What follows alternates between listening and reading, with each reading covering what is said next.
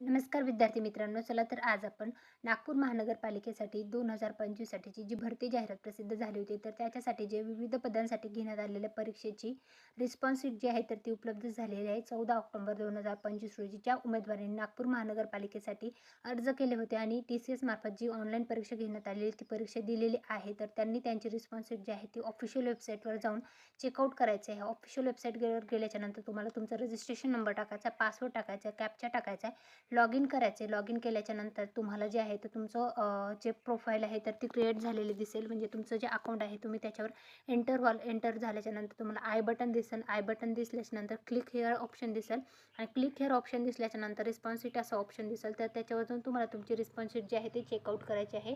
नागपूर महानगरपालिकेसाठी घेण्यात आलेल्या परीक्षेची रिस्पॉन्स शीट जी आहे ती उपलब्ध झालेली आहे. तर त्याच्या संदर्भातला हा अपडेटेड व्हिडिओ होता. व्हिडिओ आवडला तर व्हिडिओ लाईक करा. अशाच प्रकारचे नवनवीन अपडेटेड माहितीचे व्हिडिओ पाहण्यासाठी आपल्या यूट्यूब चॅनलला सबस्क्राईब करा.